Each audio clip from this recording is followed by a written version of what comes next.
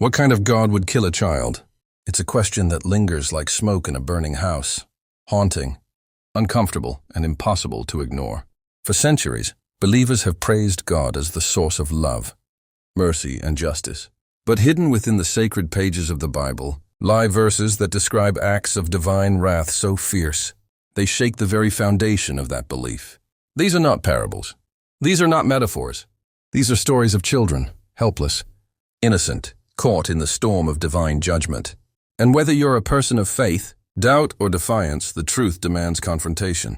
In the book of Exodus, God sends 10 plagues upon Egypt. The final plague, the most dreadful, was the death of all the firstborn sons. Not soldiers, not sinners, children, infants who had never spoken a word, babies who had never seen the sunrise. Their only crime? Being born in the wrong place at the wrong time. The angel of death swept through the land, sparing only those with lamb's blood on their doors. For believers, this was a moment of divine justice. For skeptics, it was a massacre. And no matter how you frame it, it forces us to ask, was this truly righteous? Or was it something darker, something we refuse to see? Fast forward to the story of Elisha in 2 Kings. A group of boys mocked him, saying, "Go up, you bald head." And what did Elisha do? He didn't laugh.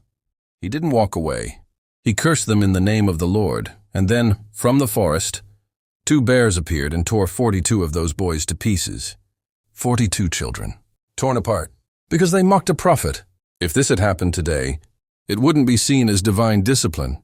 It would be front-page news, labeled a massacre. Yet it's in our holy texts, defended by theology and surrounded by silence. Let's not pretend these are isolated incidents.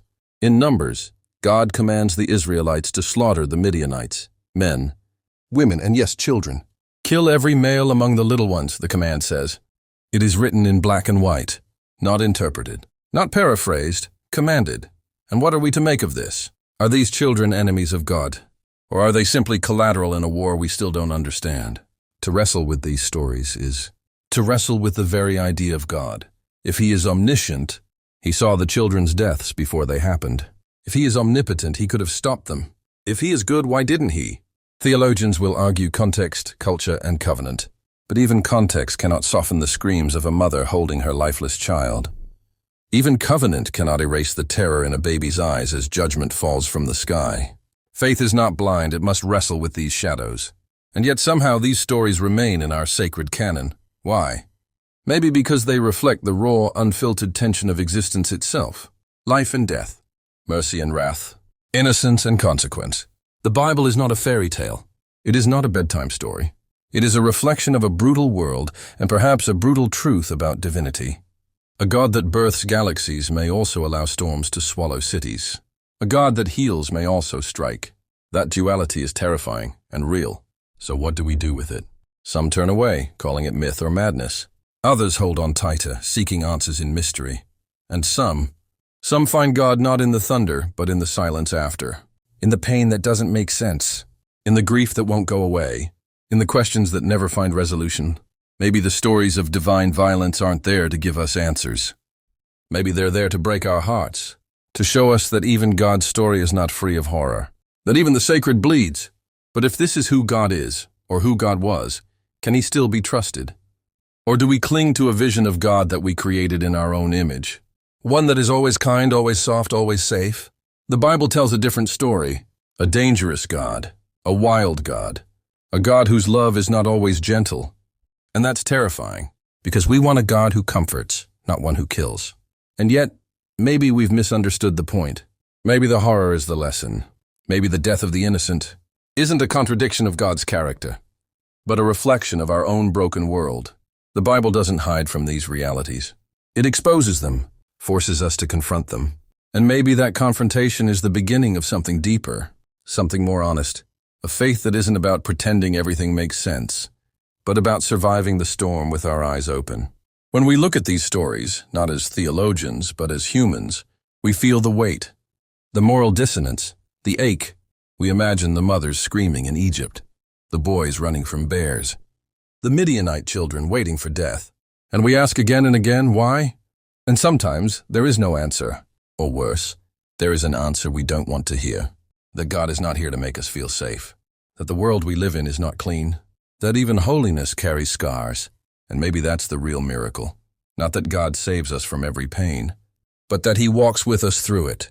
That in a world where children die, where horror exists even in holy texts, there is still a whisper of redemption, a flicker of something beyond comprehension. That out of divine wrath something sacred can still rise. That in the ashes of judgment grace might still speak. So is God real? And did He kill children? The answer is terrifyingly, heartbreakingly complex. But maybe that's the point. Maybe we're not supposed to look away. Maybe we're supposed to feel it all. The fear, the grief, the rage, the awe. Because only then can we begin to understand the weight of divine justice. Only then can we ask the hardest question of all. Not did God kill, but why do we still live as if it never mattered? But there's a deeper layer still. One that forces us to question not only God's actions, but our own desire to justify them. Why do we feel the need to defend divine violence? Why do we twist and turn, theologize and rationalize, when faced with stories that chill our bones? Is it because we're afraid that if God can be cruel, then maybe the universe is cruel too? Is it because we fear the collapse of a moral order we've built our lives around? In truth, we are not so different from the ancient Israelites who stood trembling at the base of Mount Sinai, watching smoke curl into the sky, terrified of a presence they could not tame. They too feared a God they could not fully understand, a God who freed them from slavery, then punished them for disobedience, a God who fed them with manna, then let them wander the desert for 40 years. This is not the God of greeting cards or children's books. This is the God of fire and thunder, of mercy and wrath. Perhaps we've mistaken love for comfort. We think that a loving God should always make us feel safe, shield us from every tragedy, erase every consequence. But love, real love, is not about shelter. It's about truth. And the truth is that we live in a world marred by suffering. The children die in war, in hunger, in silence. That the cries of the innocent often go unanswered. If God exists in such a world, then God must be present in suffering, not outside of it. Not a distant king, but a co-sufferer. The idea that God once allowed or even ordered the deaths of children is unbearable. But it's also inescapable if we take the scriptures seriously. It forces us into a spiritual crossroads. Do we walk away from this God, unable to reconcile His actions with our morality? Or do we dare to stay, to wrestle with the contradiction? To let the discomfort burn through our easy answers? The ancient prophet Job lost everything, his wealth, his health, his children. And when he finally demanded answers from God, he didn't get comfort. He got a storm. Where were you when I laid the earth's foundation? God asked him. No apology, no explanation. Just the raw assertion of divine perspective. And yet somehow Job found peace. Not in understanding, but in surrender. Not in resolution, but in presence. Sometimes we don't need a reason. We need to know we're not alone in the dark. So when we ask, did God kill children? Maybe the more dangerous question is, why did the people who wrote these scriptures feel the need to tell us? Why did they preserve these stories? Why didn't they edit them out, sanitize the text, make God look cleaner? Perhaps because they knew something. We've forgotten that truth is not always pretty. That holiness can be terrifying. That the divine is not safe. And maybe, just maybe, that's what makes it real. It is easy to worship a God who always heals, always smiles, always says yes. But that God is not in the Bible. The God of Scripture is the God who weeps over cities, who flips tables in temples, who allows death, and yet offers resurrection. A God who does not fit in our boxes, who breaks our categories, who dares to be sovereign even when it offends us. And maybe, if we're honest, that's the kind of God we need, not one we can control, but one who is real enough to shatter us and still hold us together.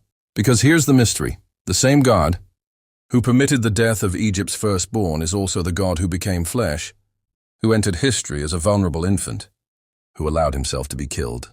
A child once spared became a child sacrificed. And maybe that is the turning point. Maybe the divine story doesn't end with judgment. It transforms through it. Maybe the cross is the answer that no argument can reach. A God who kills? Yes, but also a God who dies.